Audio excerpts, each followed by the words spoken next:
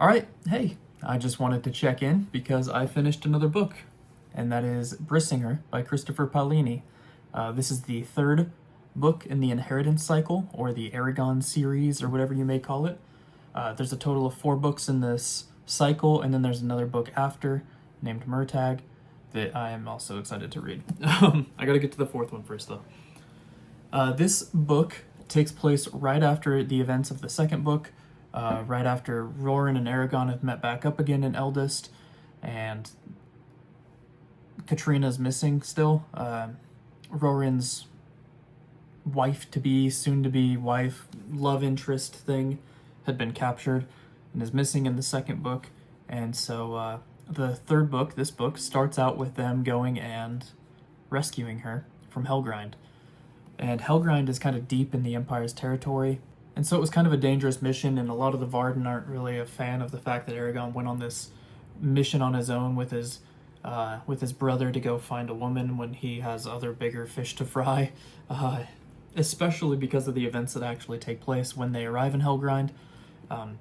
Aragon finds Sloane, which is Katrina's father and also a notorious asshole throughout the 1st book at least, and he betrayed the Empire, or he betrayed Carvajal, and he's kind of a bad person.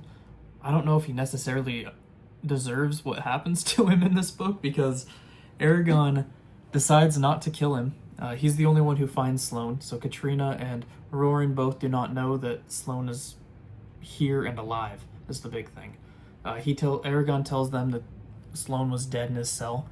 Aragon had knocked him out and decided he was going to go back in for him after Roran and Katrina are safe. He gets them out of the prison area and gets them onto Saphira and tells Saphira, take them back, I'm going back in, we'll meet up again soon. I have some stuff I need to take care of by myself.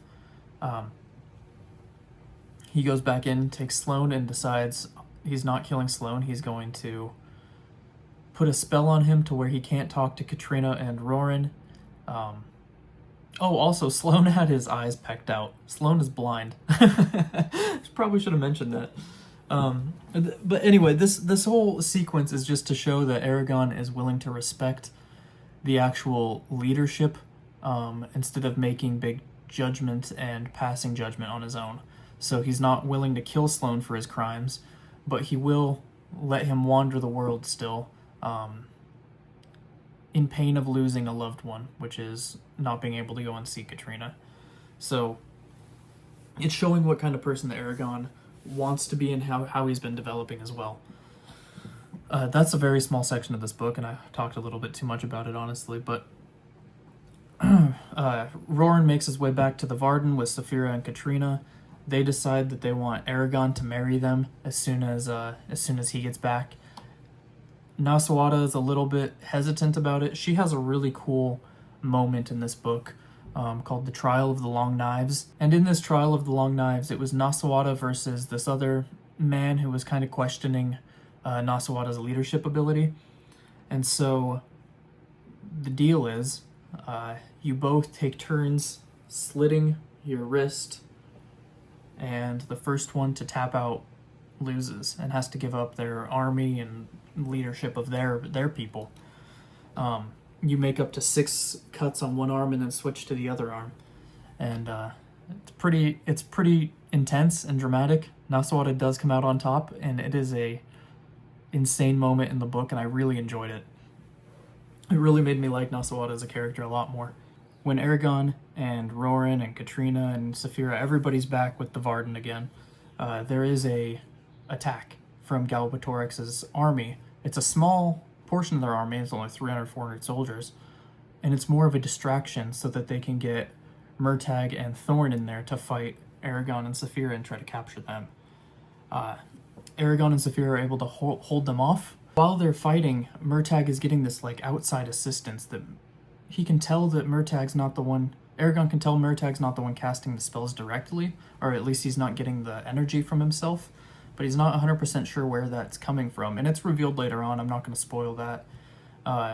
But there's this mysterious other source that is kind of aiding Murtagh in his goal, and it's showing Aragon that he's not Murtagh isn't as strong as he thought he was going to be. So there's that plot point as well that I enjoyed. After the fight is over, Aragon is sent away to the... I can't remember the name. Favrenda? I can't remember the name of the place, but it's where the dwarves are. And he's there to watch the new Dwarven King get elected, essentially. He's pulling for Oric because Oric is his friend. While he's gone, dealing with all of that, they have to pretend like he never actually left the Varden camp. So Saphira stays there, and she's going on routine flights around the town, trying to pretend like everything is still normal so that it doesn't inspire one of the spies possibly throughout the Varden to go and tell Galbatorix that Aragon is missing and to send the army in. You know, so they're kind of pretending like he's there. He's really overwatching the dwarves elect their new king. He's planning his plan. I'm not going to go into this too much, but his plan is to then go by, what was his name, Ormus and Glader, the two his two trainers with the elves. He wants to go over to them and finish up a little bit of training before he heads back to the Varden and helps take over a town to then put them in a better position to fight Galbatorix. So there's a lot of going on. There's some politics stuff going on throughout it. Aragon is looking desperately for a new sword throughout this whole book, because the Zarok that he had, it was taken by Murtagh in the last book. Aragon finds out the identity of his true father, which is a good moment as well. I'm not going to spoil that. There's a lot of really, really good moments in this book, and it's by far my favorite of the three that I've read so far. My ranking being brisingr, Aragon, and then Eldest being at the bottom. This book sets up perfectly, I think, how Inheritance is going to finish off this series. It feels like there's a lot set up now that should be pretty easy to ride in and finish off. I'm very excited to see how this concludes and eventually move on to Murtagh, the final book. I don't know if it's technically a part of the Inheritance cycle. I don't believe that it is, as it was written a couple years ago. It was only released a handful of years ago compared to these other books, which were released in like 2008, 2009. So there's quite a big difference, and it would be interesting to see Christopher Paolini's writing style, how it may have changed over those years as well. All in all, though, I really do like brisingr. I like the series a lot so far. It's my buddy, it's one of his favorite series of all time, which is the reason I'm reading through it, and I'm reading through it with him. Actually, we were planning on starting it at about the same day. He got caught up finishing up The Well of Ascension, and I ended up reading this in just a few days, which it was fine. I didn't care about getting ahead of him because he's already read this book like 10 or 11 times is what he told me. So I wasn't worried about getting ahead of him in this book, but it did just kind of take me over, and I decided just to fly through it, which is kind of a lot because it was 760 something pages. It's a pretty big book. But anyways, that is my thoughts on brisingr. I am very excited to finish up the series. I believe the fourth book is named Inheritance. And yeah, I'm liking it a lot so far. So anyways, I appreciate you all for sticking around this long, and thanks.